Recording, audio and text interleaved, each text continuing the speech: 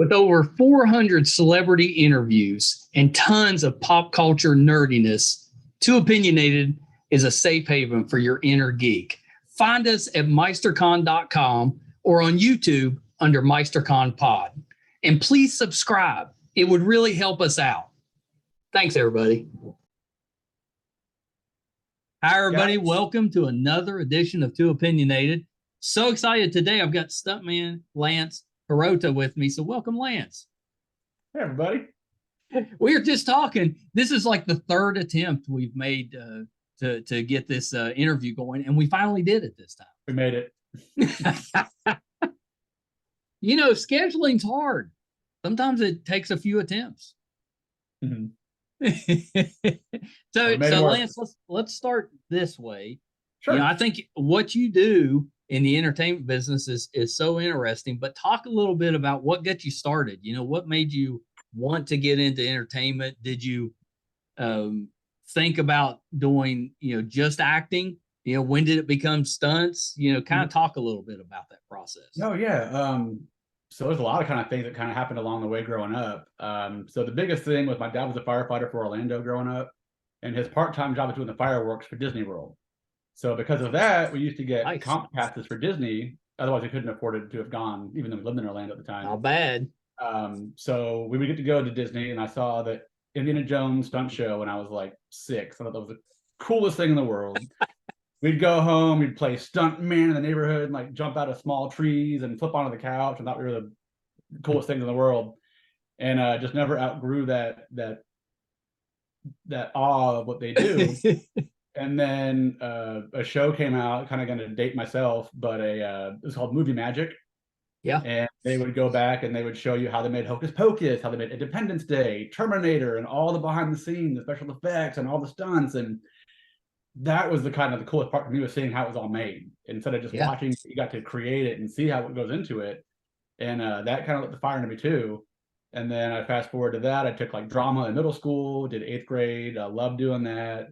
I love doing skits at camps and stuff. So always kind of like being not the focus of attention, but just kind of being involved in like making people have an experience and like cheer them up, make them happy. You're the badass. What's that? I said, you're the badass on set. Some days you're just kind of hanging out, just trying not to get in the way. But some days you do some pretty badass things, and they're like, good job. So then I worked at Universal Studios for 13 years doing Halloween Horror Nights, did a lot of stilt walking for them for about 10 years.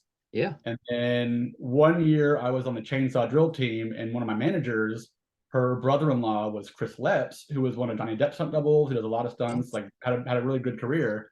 So she gave me his email. So I had to email him. I'm like, hey, you know, I'm already doing this at Universal. I'm a firefighter EMT. You know, how would I get into stunts? And he let me know, like, you know, you got to choose a career. You can't do firefighting and stunts. You got to pretty much commit to one or the other. You got to move somewhere that's either Atlanta, New Orleans, California, New York, somewhere where the film industry is big, and then start getting into like that thing. So finally went up and did that, moved to Atlanta. Started doing background work just to get on sets, to meet people. Then started doing stand-in work, then got my first day of stunt work on Spiderman Homecoming and got tapped on that, got my side card that way. So that has to be a fun day when you get that first thing, and that allows you to get your card. It took me almost 4 years to get my first day of work. And I knew a lot of stunt guys, knew a lot of stunt girls. I was training with them and everything, but it's such a hard industry to get into because it's a very small community in the scheme of things. And if you watch the credits of movies, you'll see the same names over and over and over. Where I can watch a movie now and go, that was filmed in California, or that was filmed in Canada, or that was filmed in Atlanta, based on just the people in the credits. Yeah, that's true, because I've interviewed several stunt people, and now that I know them, I see their names all the time in different projects. Yep. So well, did you at some point, have you tried the acting side of it, or are you just sticking with stunts? I've been sent a couple of stunt acting roles, because sometimes productions will want to hire a stunt person that can do dialogue instead of having to hire an actor and a stunt person. But I don't have a lot of acting backgrounds. I need to start getting into that too, because that definitely helps your career. but I've got some speech problems. I've had some head injuries over the years where sometimes I'll talk really fast and I can't slow it down, and I'll get anxious and it'll get faster. It would seem like some roles though that might help you. Maybe I'll get typecast that way. But I'll take a sentence and make it into a word, and people are like, "What?" Slow down, and then I try and think about it. I'm like, I'm trying to slow it down, and I can't do it. So I get kind of nervous in terms of like trying to deliver dialogue with that, because if you've got like a long scene, I might have an off day. Like I might do it perfect for the read, but then on the day, all of a sudden I just can't click it. Yeah. So I get kind of anxious with that. So I haven't really pursued a lot of acting stuff, mainly for that reason. But like I said, it might just be one of those roles where they're like, we want that. That's good because it adds to the character. But if it's a whole day of me not being able to make anything work, I don't know. Yeah, no, I get that. So my son that does the podcast with me, he had a really bad concussion. He played football, and his freshman year, he played on the line and got, somebody came up under his chin, and he got a really bad concussion. And it took him a couple of years to kind of recover from that, and he had to give up football with that. So are you like with some head injuries in the past, do you take extra precautions for that stuff, or is it not to that severity? I mean, we always try and protect our heads. Like whenever we're doing anything that's like on wires and stuff, or just pre-visit rehearsal, we'll have our helmets on and stuff. And then on the day, we'll be in our wardrobe. And sometimes you're in tactical helmets, which is great because you're already in like SWAT gear. Those are perfect days. If you're like eating stairs, you feel comfortable. But no, I mean, I always try and keep my head safe. And then to go back one step to the acting thing, a big part of our job, even as stunts, is acting, because a lot of things, you look at the facial expressions, you don't realize that you're going to be, if you're fighting an actor or you're fighting a stunt person, if you're just sitting there like, this is great, it's, you got to have why am I doing this fight? Am I badass? Am I kind of timid? Or what is my actor? I'm doubling my actor for this one. How is he playing the role? Is he more, I'm just going to come in here and just wreck stuff? Or is he kind of like, and that kind of helps you in your acting as well to make the scene come together, to learn how it's going to work, to learn how your actor operates. So it makes everything kind of stick together as well. And then with a lot of the creature work that I've done, creature acting is acting, because you got to sell the creature work, especially for Walking Dead. I did Doom Patrol, did some stilt motion capture on that as the Manticore for a couple of seasons. Yeah, which was awesome. By the way, that was fun. Just getting on stilts all day in a gray suit. I had a football helmet that had about 15 pounds of PVC on it to make the horns. And so the whole day I'm just sitting there and they're like, "You good?" I'm like, "Yeah, I'm great." Just trying to keep my head from falling over. Yeah, no pressure here. Just carrying around all this weight on my neck. Oh, that was such a fun show. That was such a fun show. I love doing motion capture. I'm a big Doom Patrol fan. Not just the show. I was always a big fan of the comics, and they've done such a good job with that show. But yeah, that creature I thought looked amazing on camera. Yeah, I have a dog, like a wolf mask too. They had me wear, so that when the one scene where I appear in front of the girl with the pigtail, I can't remember the actress's name, and she's got to like grab my face. I gave her something to like react to and stuff. Yeah. So it was interesting. It was a fun one though. It's always kind of like, what are you gonna throw at me? What am I gonna wear? What am I gonna be encased into? Yeah, we had her. I'm drawing a blank on her name too. She's terrific. We had her on the show. I think it's maybe Abby. That sounds right. That sounds right. Abby Monterey, maybe. Does that sound right? Yeah, I think that's her. That sounds pretty close. Yeah, she was awesome with that. Oh, good. Yeah, she was really nice on set too. Yeah, she was really good. Well, you've done work with both Marvel and DC, which I think as a nerd, that's amazing. That's like the holy grail. Yeah, that was pretty fun. When I got called for the Suicide Squad, I was pretty stoked about that one because I got to be in the Suicide Squad. So that was cool. Didn't know who was doubling. Based on what like IMDb was, I was like, am I Polka Dot Man? I'm like, David Dastmalchian, 6'1", 170. He's quarter Asian. I'm a quarter Asian. I'm 6'1", 160. I'm like, that's got to be him. It's got to be. But my first fitting, and they were like, "Oh, you're Pete's double." In my head, I'm like, "Who is Pete?"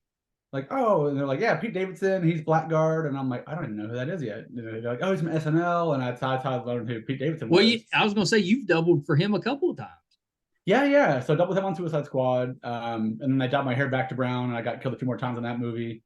But then I doubled Pete again on I Want You Back on Amazon Prime. I had to fall into a hot tub, which was interesting. It was a fun one, but it was like, can we just do it? And so I had to wait a few days to get to it. And I was like, I just want to get it done. Yeah. I know you don't seem like you're overly patient. You just want to get in, get out. Well, that guy, because it was about a 3 foot deep hot tub. They had some high dense foam inside that they put in, and I had to go off the balcony of this house and cannonball into it. And then my buddy had to do a jump into it from out of frame from the ledge of the hot tub into it. He's like, yeah, I hit the bottom. I was like, great. He's like, it didn't hurt. And I was like, okay, cool. So when I did mine, they were like, stay in your cannonball, stay tucked. There was a stair on the inside of it from the ledge side. They're like, make sure you clear the stair, but make sure you get the water. And I'm like, it's gonna be great. It's gonna be great. So we did it one take, got it done. Had to stay underwater for a few seconds afterwards, so they had to do a little bit of dialogue, and I pop out.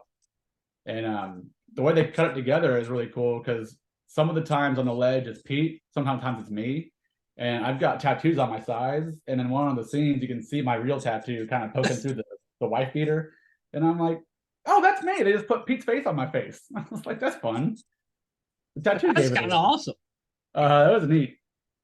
Yeah, that's pretty good. So how did you get connected with the Walking Dead shows? So I had a friend, Nikki Tomlinson. She's a stunt actress, and she had worked for that stunt coordinator before. And he was coordinating a show called, it was a movie with Miles Teller. He comes back from the war. Oh my gosh, what was it called? Oh, I've seen that movie. Shoot. What's the movie called? That's not the halftime one, is it? No, it's not that one, but oh my gosh. I can't remember. I've seen it. It'll come to. But yeah, but she brought me out to meet him at the production office, and oh, he's like, you're tall and thin. That's a great walker look, you know. But I didn't have my SAG card yet, so it's really hard to get stunt work if you're not SAG until you're able to join. And so when I did get my SAG card, I sent out more emails again to everybody. I'm like, hey, I'm SAG after now. Da, da, da, da, da. And then he had reached out. I was still doing background. The day he called me, I was a photo double extra on Life of the Party with Melissa McCarthy. And I was in cowboy boots, jeans, and my t-shirt and holding. And I get a text like, hey, so-and-so Walking Dead, I need you to do your best walker impression, like 15 seconds long. Send me the video. And he told me, you know, pretend that you're drunk leaving a bar at 2 a.m. You've got kettlebells in both your arms. Don't do the same step twice. And then I did the video. I was like, hey, man, can you take a video for me? The guy's like, yeah. And I'm doing this weird zombie walk through this weird room. And everyone's staring at me. I'm embarrassed. But I'm like, don't worry about what I'm doing. It's for good reasons. And then he called me back. He's like, hey, you know, we can use you. We're going to, you know, are available. So I went out. And my first makeup day, they had asked me, like, ever been in prosthetics? No, sir. Ever been in contacts? No, sir. Okay, so we're going right in. So it was a 3.5 hour makeup, full chest prosthetics, all the things, like jaws hanging off. And we get out to set, and it's oh my gosh, brain fart. I forget how it's attacking, but she's trying to hotwire a car, and I come after her, and I get kicked to the ground and die. But while we're waiting, the coordinator goes, hey, so just so you're aware, you know, if you do a good job as a good walker and stuff today, I can bring you back. If you don't, this is going to be it for you. Like, no pressure. Right, no pressure. And so I had to do, like, not a long walk, but a little bit of a walk to get to her. And I was like, don't screw it up, don't screw it up, don't screw it up. And then did the whole thing, got kicked. And after we got done, he was like, you know, that was good. Everyone said that you were nice to them, because everyone in production talks to each other.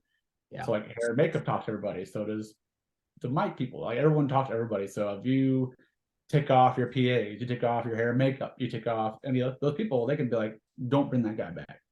So they got word like, oh yeah, he was polite, he was good in the makeup chair, he didn't complain or like groan like, oh my eyes, don't get that close to my eye. That's just a lot of being uncomfortable. They're poking and prodding, and you're just, oh yeah, yep, cool, yep, poke me, pinch me, do whatever you gotta do. And yeah, so after that, they brought me back just a bunch of times. I ended up doing 41 episodes from the end of season 7 until this final season. And in some episodes I had 9-10 walker deaths. There was one in season 11. I was chasing Norman Reedus through a sewer tunnel in like the subway system, and he's got his crossbow. He turns around and he shoots me in the face with his crossbow. He turns around and kicks open the sewer cover, into another walker, I was that other walker. So he So killed you me. were both? Yeah. So from killing me to hit me in the face with a grate, which back to back. I'm like, hey, those are both me. That was kind of a fun one too. I mean, yeah, because that doesn't happen very often. That's neat. Yeah, not very often with that one, but he's come me a bunch of times. But yeah, like it's good about that show. Any kind of show where you're in like prosthetics and stuff like that, is that even if you're seen right here, they can bring you back. Whereas like on other shows, if you're, SWAT guy number 2 and they get a face full of you on camera, you can't get brought back as, stunt FBI agent because you've already been seen your burns. You've already been seen. Yeah, but as a creature, they don't see you. Right. They're going to bring you back over and over and over and over, and you're good. You also did Fear of the Walking Dead too? I did 3 or 4 of those, and they were shot in Austin, Texas. I did one where I fell over a parking block onto rebar into my face. I did this one where I got killed by a plane propeller. It was like a downed airplane, and I had like this whole big spine piece up my back that they glued on. Like it looked amazing. That was a really fun one. And then was there a third one I did out there? I can't remember. It might have just been those 2. Have you been hurt on set where you had to like take time to recover before you came back?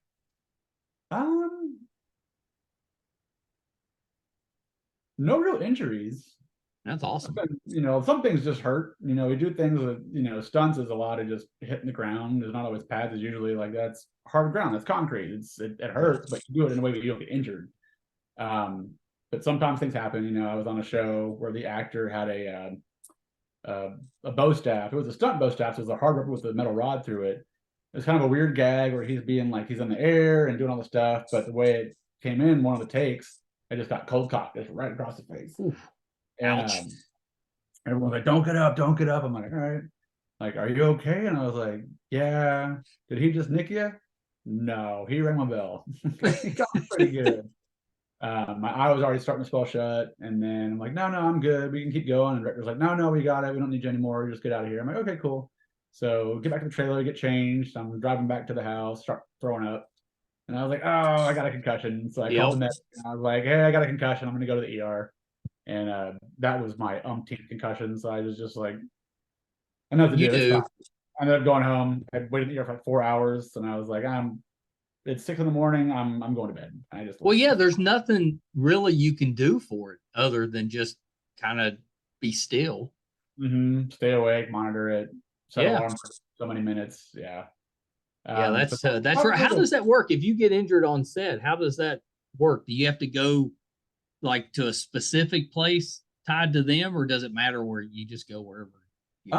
For that, I mean, I'm sure you get to just choose your own facility, just like you would if you were going by with anything else. But you fall under workman's comp, so if you get hurt on a production, it's through their insurance and all that stuff. So they took care of everything and paid for everything. I had to go to the optometrist for I think the next 3 or 4 months because I had some vision problems.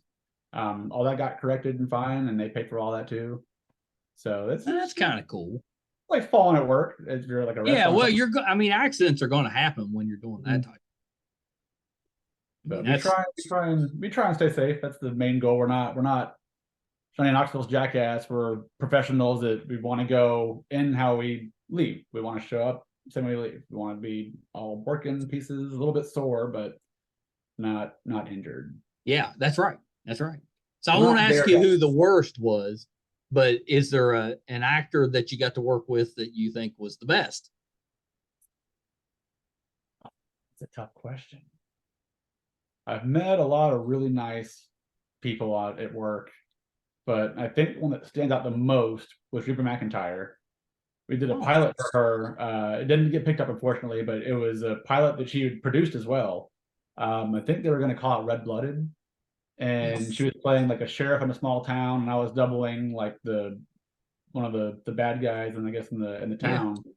And it was a night shoot. We had kids working, so with children we call pumpkin, so they can only work X amount of hours. They got to get out. So it's like Cinderella, like nope, you're 8 hours, you can't go in overtime, or you're done. So we had to shoot the kids out first. Then we had to shoot Reba out because she had to go from set to the CMAs and to perform in Nashville, and then they shot us out afterwards. But before they wrapped her, or before she left, they wrapped her like 4 in the morning.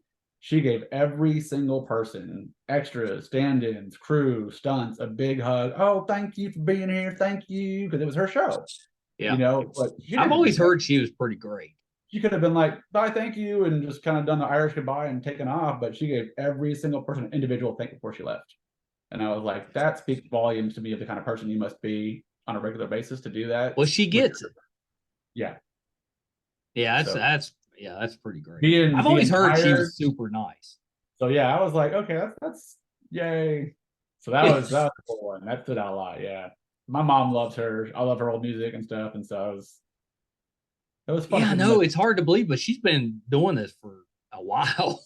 I mean, yeah, just her music career. Then she had her show in what, the mid 2000s when she had Reba. Yep. Yeah, and it was on for a while. It was. That was she had a lot of seasons on that. Yeah. Do you have a favorite show or movie that you've got to work on, or one of them that maybe you were a fan of before you got the gig?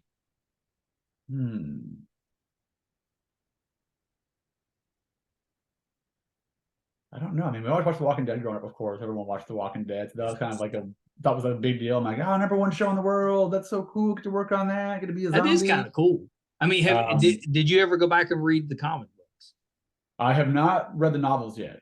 I need to start going through the graphic novels and start figuring out like where they change things and all that to kind of figure out, because everything's a little bit different from the novels. Oh yeah, it's definitely different. It's actually more violent in the comic books, if you can believe that, but it's in black and white, so it's not quite as bad. Okay. Yeah, but it's especially the stuff with Negan in the comic books. It's difficult. It's difficult. And you know, he was pretty rough in the show, but the comics worse. Yeah, my one of my friends, I think it was Ben Aykroyd was doubling Negan when they did the kill with Glenn. Yeah. And Ben I believe that he had a broken hand at the time. And because when they do big things like that, they make sure that they kind of can hide what's really happening. So he had to go and do an individual kill to every single cast member so that crew couldn't go and leak, oh, so-and-so is getting killed off the show. Oh, that makes sense. I wouldn't have thought of that. Like the cast of people that needed to know knew, but everybody else had no idea who it was. And so he was like, yeah, that was not a good day to have like a broken hand. But yeah, that's probably the most graphic scene I can think of from the whole series. Brutal. I mean, those of us that had read the comic knew what was coming. But if you hadn't read the comic and that was shocking. It was pretty gnarly. Yeah. That was pretty gnarly kill. Yeah. Did you do some stuff for Cobra Kai? Yeah, I was Dimitri's double for the first 3 seasons, Johnny DiCenzo. Yeah. And that was a funny one because like season 1, he didn't have a whole lot of gags. I think I had like maybe 1 or 2 days, maybe 3 on season 1. And then season 2, we had a day we were at the fun spot, and it was a pretty simple day for me. I was really just holding a board for my buddy to do a kick and smash the board. And when we were at that day, one of the stunt coordinators, Janelle Kirkman, was like, oh, hey, so here's a tentative shooting schedule for the season 2. And I was like, I don't know martial arts. I'm not a martial artist. Because that was going to be my next question. Do you know martial arts? Yeah, because in the show then, Dimitri, he wasn't really big into martial arts yet. He was still kind of Johnny's gotten great with martial arts since, with training and everything. He's phenomenal. But in the meantime, it was just like, I'm not a martial artist. And they're like, neither is he in the show, so you're great. I'm like, as long as we're on the same page, good. Making sure like I don't ever fuck my abilities. I let them know right away. Here's my wheelhouse. Light me on fire, throw me around, but I can't do these awesome crisp kicks that you would need from like a movie like Karate Kid or Cobra Kai. I'm like, I don't want to embarrass what needs to happen. But they're all like, no, like he's in the show, he's not super good. And I'm like, solid. So I had some fun gags with him. Super nice guy. He's one of the nicest kids I've ever met. Like, just love. You know, if I was doing that, they would have to stop filming, like physically move my leg or whatever it is into the kicking position that they want, and then start filming. I don't think I could do it. The only martial arts thing I really had to do, I had to crescent kick Chris Bradley, who was doubling Hawk, into a trophy case. They had a VFX breakaway on tempered glass to pop right before he hit it, but he went into all his trophies and got covered in glass and stuff. But I'm like, I can't screw this kick up because we don't really have a reset for this, because they'd have to reset all the glass, which we don't know if we have. How long did you have to Okay. practice the kick? A lot, because I had to keep trying to get my balance too. So when I would do my kick, I would turn my body and bring my body with it, and they're like, "You're blocking camera. You're blocking camera." I'm like, "Oh, so I gotta stay like right here," and like, we got it. And they got it, and it worked. But I was like, "Don't screw this up. Don't screw this up. Don't screw this up." What for The Walking Dead? Did you go down for the camp there around Atlanta? You know, the convention they had down there? Oh, yeah. So I did the camp with Oscar last October, and I'm going back again on calendar May 27th to 28th. It's at the Hilton Free City Hotel in Peachtree City. So, yeah, I think they do a good job with that, because it's kind of like an intimate setting. You know, it's not as big as some of the other conventions, but you get a lot more access, I think, to the people from the show. Yeah. And it was my first convention that I got to work, and so I was kind of, you know, bare bones. I had my 8x10 to sign. I had like not really anything fun other than my banner. But now I got some display cases for some of these masks, whole pieces rather, that I used to wear. Yeah. That one was from when Mercer split my head in half. I was trying to eat like one of the guys in the white armor, and he comes through with an axe just. And then this one was the last day of the last scene of reshoots. It was the official last day of the show ever. Where if your done's caught up yet, go ahead and mute your stuff and turn it off and give you a for the finale. It's on them if they haven't finished it yet. Where they reveal Rick's back. And so with that one, I was in the water, and I'm right between his legs. You can barely see my head, and we're just sitting there, I got my hand in the mud so I don't float away, just kind of hanging out. But I've got cases for those. I'm going to bring those to this convention, just display those on my table. So it's a little bit those more, look awesome. A little more pizzazz. Yeah. I think I'm bringing close. Yeah, those. I mean, they look terrifying, actually. So it's a bunch of different pieces, and then I was so sweaty and gross that I was able to get it off in one piece. But that's a bunch of different pieces they glue together and then paint and do all that stuff with. But I was like, I'm so sweaty. Can I get this off? I'm like, just real slow. And then the other one was from just being in the water. It was so waterlogged that I was able to sneak that one off too. So that's I think that's loaded water walker. Look at that. Yeah, it's terrifying. And then when you have the dentures in with the teeth, then it makes it all come together.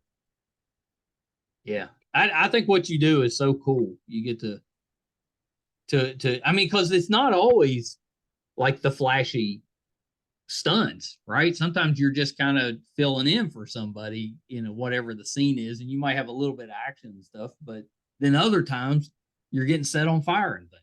Yeah. I mean, some days are small, just kind of like on Shazam, Fear of the Gods. Yeah. I had a day on that. I was Philadelphia SWAT, and it's the scene where the dragon's coming through the underpass, and we're just shooting at the dragon that's not there, and then just turn around and just haul butt and just run and sprint. We did a lot of running that day. It was pretty much just cardio. So not really even a stunty day, I would say. I mean, just really just firing blanks and just running. I was gonna say just an exhausting day for all the running. So not all days are glorious. You know, some days are just kind of like you need to follow directions. So I got to just follow direction. Okay, cool. I can follow direction. Cool. Yeah. But those days are just as important as the big days, because it helps bring the story together and create whatever the director's vision is to bring it to life. But then you got days where you're on fire, and that's where everyone's like, they clap for you when you get done. And you're like, oh, this is a big day. Okay. Big days are fun too. I love doing fire burns, love doing fire, and those are a lot of fun. What was the first time you did that like? Was it scary, or were you just amped up so it didn't really matter? So my first one, like everyone kind of learns, we call them backyard burns, because you learn with friends that knew what they're doing, and you just learn in their backyard basically. So my first one was called a V-back, where it's just the back, you light it in a V, so there's no heat getting caught under your nape or your neck where your head kind of comes out, because you're trying to avoid under the armpits, under the chin, under the back of the head. So if you can, depending on how big the burn's supposed to be, just avoid those hot pockets of air just build up. But some days you're just completely just marshmallow, just which those are fun days too. So first with a VBAC, which yeah, you're kind of, your heart's racing because you're like, I've never been on fire before. And then some people think they're going to be great at it, and they end up just running. And you're like, where are they going? Because all of the stuff to keep them safe is right here. These are the these are the blankets, and these are. And well, they panicked. So it's kind of one of those things where unless you know, I mean, it's kind of once you start seeing fire come around, you're like, oh, that's me on fire. But it's just kind of how you prepare yourself mentally for it. And I feel like having a little bit of, I would say fear, not necessarily fear, but respect. You know, that kind of fear is you knowing, okay, this is a big deal. If it goes wrong, it can go real wrong. If it does go wrong, here's what I can do to try and take steps to make sure that I can keep myself safe until the backup safety equipment can get rushed in, because it's all pretty close by. You know, they prepare for all that stuff. But you know, you just think like, you know, worst case scenario, this day could go bad, and that's why they have the ambulance literally on set when you're doing those kinds of days. So those days you kind of get a little bit more amped up, and the adrenaline keeps you safe. It's that fight or flight, and you just kind of get. I bet focused. You sleep good that night. You do. I mean, you go out for your drinks after work. You're like, all right, you got to go out for drinks, cool. And then you get home and you're like, you kind of just relax because you're like, all right, big burn is done. I think I would want to go somewhere around people because I'd want somebody to ask me, hey, how was your day? Well, let me tell you. Oh, I was on fire today. Wait, what? Yeah, I was really bummed. I was supposed to do a full body fire burn on The Conjuring 3. Yeah. Doubling the main demon villain on that. Yeah. And it was during all the COVID just started kind of getting rampant. And they were already in reshoots, and they kept kind of pushing it, and they finally shut down production. And I was like, when they come back, are they still going to do the burn? I hope the phone rings, and the phone never rang. And so when the movie came out, I watched it, and I was like, if there's a burn in this, I'm going to be so upset. And there wasn't. And I was like, all right. So they didn't just not get called back. They just didn't do it. They just didn't do it. But that was going to be a full, like, have you seen Hereditary? Yeah. Or maybe The Burn, where she's in like the living room. Oh, yeah. So the coordinator sent one of the guys that I do some fire stuff with, one of the best fire guys I know, Eric Linden, also a big stunt coordinator. He had sent a video of me doing a body burn in a white tuxedo to him after he was like, oh, I need a burn like this. He sent Eric the Hereditary burn, and Eric goes, how about one like this? Sent him my white tuxedo burn, and he goes, yeah. And he looks kind of like the girl we're going to do the burn for, so we're going to use him. And I was like, I look kind of like a girl. I was like, I don't know how I feel about that, but I want to do the burn, so that's fine. I don't know if I'm feminine or what, but so like, hey, you got the job. That's what matters. It would have been fun. It would have been a fun one, and I love horror movies. And I'm like, my first real big horror film, because I did Willy's Wonderland, but yeah. I had a day on that Dublin Kai Cad Lake. Just did a tackle into a pad, nothing major. But to do like a full burn on a horror film like Conjuring, I'm like, oh, I can't wait. And it didn't happen. That was really sad. Yeah, that's disappointing. What did you do for Black Panther? I was on the Telecaneo, so one of the blue folks. Oh, very nice. So for the third act fight of that movie, so we did about, I think it was 2.5 months total, just for our sequence, and we did about a month and a half, 2 months of previs, where you do all the rehearsing, you learn the fights and dial in everything, bring the actors in, train the fights of the actors that they're doing. And then on the day, they kind of fill in the spots. Okay, well, now you're going to do this, now you're going to do that. So I had helped previs one of the M'Baku fights, but on the day I didn't do it. So just somebody else knew it too. They just used them. So it's kind of one of those like plug and play, like, you're close, you know it. We're going to, boom, come on in, you're in my eyesight. But just a lot of like climbing the wall, like we're climbing the ship and just getting peeled off by the Dora, where they're all on wires. I think that'd be awesome. That'd be neat. It was a cool one. The makeup was rough. 4 hours makeup every day.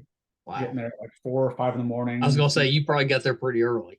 Yeah, those are like 4 a.m. call times, and then we would work sometimes 16-hour days. And then by the time I got home, sleep, we would get force called, which means you don't have a turnaround of 8 hours. You need you back by this time. Will you accept the force call? And you can be like, do I want an extra day of pay for free for not sleeping enough, or do I want to sleep? And you're like, yeah, I'll take the force call.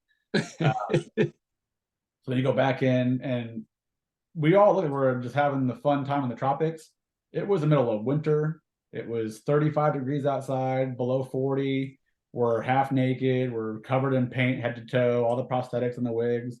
And then before we shoot, the prop people and the wardrobe has a pump spray with water in it. And they're like, "You guys ready?" We're like, "Yep." And they spray you full of water and get you all wet looking and gross. And you're just like, "All right, everybody ready? Everybody ready? All right, 3, 2, 1, action." We're just go back and doing our things. Like, and then they cut and we're like, "Yay. Oh my gosh, cold, cold, cold, cold." So we had a lot of heat stuff on there. We had a lot of big dive jackets for us. And that was acting. We had to act warm and not we're freezing to death. Yeah, I don't think I could do it. I'd be shaking. You'd see me shaking, bro. And I mean, kind of when they yell action, that kind of your body, your mind kind of clicks, and you just kind of get into it. But no, it was cold. A lot of the job too is just being uncomfortable. Yeah, it's a lot of the job is being uncomfortable. Like makeup, after a while, gets uncomfortable. It ruins your skin. You get really bad blisters and stuff, and just kind of. I've heard that makeup can be rough on the skin. Because even the removal on Black Panther was 2-hour removals for makeup. So we would get done. It would still be 2 hours to get out of everything because we had the wigs first. We had all these prosthetic pieces in the ears and the respirator, and then the head to toe paint. And we're just like, "Can we just go home and sleep in this? And like, we got to get you out of it." And like, "I know." Get you all. We got hair dryers. We kept blowing the breakers for the generators. We're all taking hair dryers and trying to stay warm during the mornings. And boom, like, "Oh, broke it again." Have to go reset the fuse and do stuff. And I mean, I'm guessing you don't get claustrophobic when you have to wear all the prosthetics. Luckily, I don't. And that's partially from being in the fire department. You know, we do smoke search and rescue and blacked out in mazes, confined spaces, going through sewer pipes and stuff. And they're turning your air off while you're doing that and making sure you don't freak out and rip your stuff off. But there was a day on Walking Dead where there was someone who was their first time doing the makeup and full makeup. Yeah. We were at Jekyll Island, and they just went, "Nope." Just they had already been in it. They hit that wall. They were like done and just couldn't do it, and they literally just ripped it off. And they were like, "Well, you're claustrophobic now, you know." Yeah. Probably not the thing for you. Not for you, which, until you're in it. But they got all the way to that point. So I mean, good for you for getting there. But sometimes you don't know in that scenario, like, "Oh, this is not for me." Yeah. What'd you do on MacGyver? Just some nondescript stunts where it's just ND. You're not doubling. You're just kind of like we were the cartel. So we were going through a mine shaft or a tunnel shaft rather, and then they blow up a bomb and we just fall over. So nothing too crazy. See, I think I could do that one. If all I had to do was fall down, I think I could do that.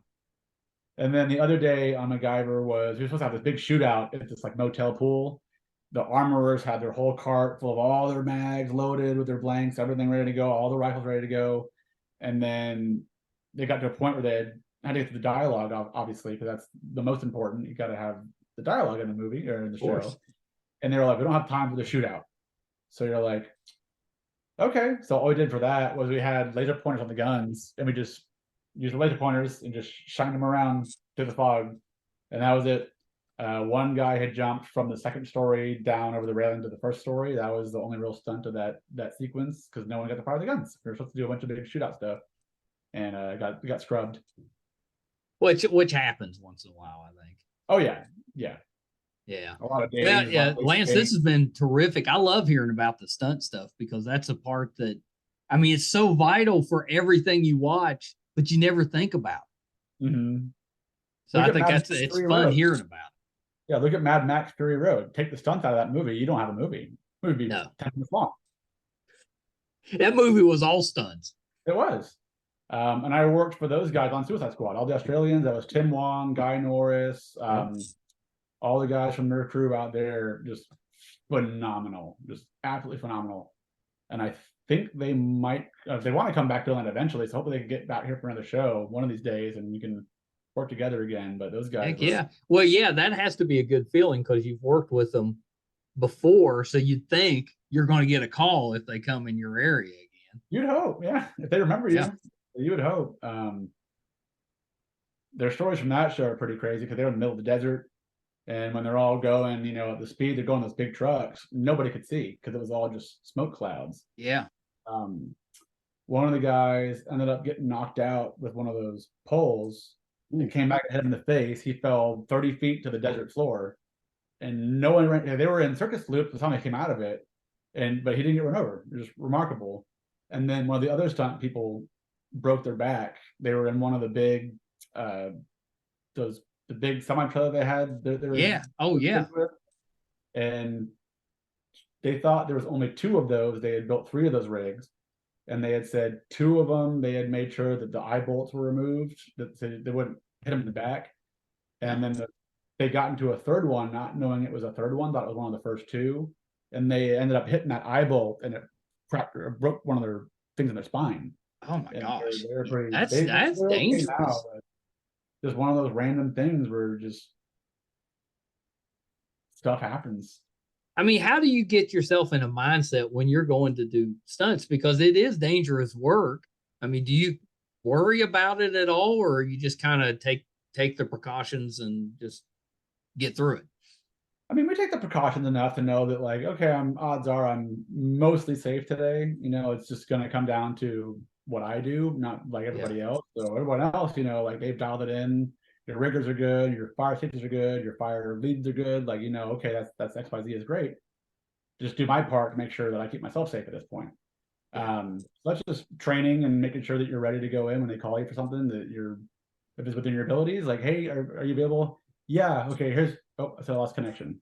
Am I still here? You're still here. Okay. And they'll call you like, oh, hey, you know, are you available? Okay, it's for this XYZ gag. Okay, that's not my wheelhouse. Just to let you know, like, that's not my forte. Okay, great. We'll call somebody else. Cool. So if you take the job, you're supposed to, you know, make sure that you can do it safely. Right. But again, like, things happen. There are scarier days than others, but those are the days you just kind of just cowboy up and go, it's going to be great or it's not. But to find out. Or you rip the stuff off your face and get the heck out of there. Or that. Nope. Well, okay, Lance, a couple of things before we wrap up. Yes, anything that you're working on currently that we can kind of keep an eye out? Nothing right now. I've had a few phone calls for some shows. Nothing panned out. One guy was heavier than he was supposed to be, or not supposed to be, but heavier than they thought he was, so I couldn't double him. One was for a high school look, and they ended up having 4 younger folks looking, 4 younger looking folks, which I'm like, I'm not mad. I'm 36. I'm not upset. There's younger guys than me that can play high schoolers. But I'm glad I was considered to be probably a 36. That might be a stretch. I'm like, that's still cool that I was close to getting to play at like 18. That's fun. Yay. Although if you got to double an 18-year-old, that's something you should be going around telling people. Yeah. Yeah. Obviously, I look much younger than I am. Mm-hmm. From the back of the head, at least. See, I can't even do that. You see the back of my head, you're like, that is a grandpa. I had an audition for a fight audition the other day. That went well, so hopefully get something out of that. Can't say the show, but hopefully it pans out. Next time, when you come back next time, then you can tell us what that was. Let's hope. But nothing right now. But again, like, you don't know until they call you. Usually you get a phone call. If it's something just like for a day or a week, they'll call you like a week or 2 in advance. Oh, hey, so-and-so from this show, are you available for these 3 days? Cool. I'll call you with the dates when they're confirmed. But you won't know until they call you. So nothing in the works right now. Just kind of working on house stuff and just coasting. I think that's good. Yeah, you got to have a little downtime. Mm-hmm. So last one, Lance, where can we find you on social media? So I only have Instagram, which is Lance_stunts. My Facebook page is kind of just personal. I don't get on that any much anyways, but that's kind of like just my close friends. But yeah, so Instagram, just Lance_stunts. And that's pretty easy. I need to post more. I haven't posted probably a month. I'm so bad at social media. I need to get better at it, especially for I'm doing podcasts and conventions, and start getting more. Now you got to start posting. But if you guys haven't got tickets yet, the camp events on social media as well on Instagram, go find some tickets, come in, see me in the booth for real. Get some selfies, or just I'll talk to you. Well, yeah, and it's loaded with just really good people. Yeah, I don't shut up. I just talk the whole time. I have my volunteer was like, "You got to keep moving." I was like, "Sorry, I forgot." Yeah, we had Oscar on the show a couple years ago, and he's terrific. Oh, he's so awesome. Yeah, they Yeah. squeezed me in last minute last October, and then they're like, "Why don't you come back?" I'm like, "Great." It was That's so cool. fun. Yeah, that's cool. I'm gonna They make run it a out business. there to one of them at some point. I tried to go last May and we couldn't work it out. And this May, I've got a granddaughter that's being born in May, and then Congratulations. I've got a, oh, thank you. I got a niece that's getting married in May, so I was like, well, maybe I'll go for the fall. There you go. We'll see what Fall's happens. more kind of Halloween anyway, so it feels a little bit more legitimate going A to little more Walking Dead. Yeah, a little more festive. Well, Lance, I appreciate you, and thanks for hanging in there. We finally got it finished, but you have to come back. Yes, sir. Let me know when. This is great. I'll talk all day. I don't shut up. That's good for a podcast. That's exactly what we want. All right, hold on one second. Sure. How fun was that, Lance Herota? Terrific guy, really talented stunt wise. Chances are, if you're nerdy like me, you have seen him multiple times and not even realized it. He's been in so many terrific nerdy shows, and we talked about a bunch of them. Didn't get to all of them. He's done work on Spider-Man: Homecoming, All the Queen's Men, Raising Dion. Let's see, Black Lightning, Dynasty, Sleepy Hollow, Vampire Diaries. I mean, he's done a lot of stunt work. Really talented guy. So I hope you enjoyed that. You know, when you're watching, we have had a couple dozen people from all parts of The Walking Dead come on the program. So definitely check that out. So we've got a playlist for The Walking Dead. Check that out if you're a fan. There's a ton of great interviews on there, so definitely check that out.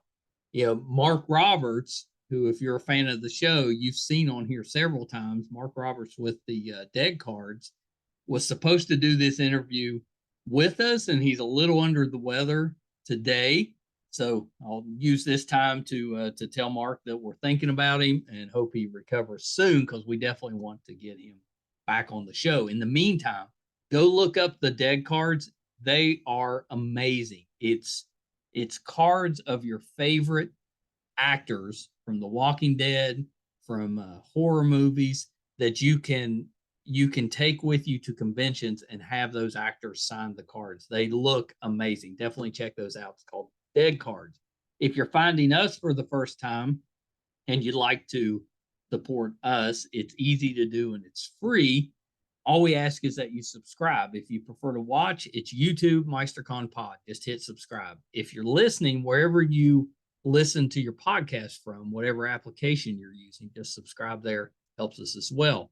We've got almost 600 episodes. You can watch or listen to all of those on our website, meistercon.com. So definitely check us out there as well. Thank you guys so much. Until next time. Bye, everybody.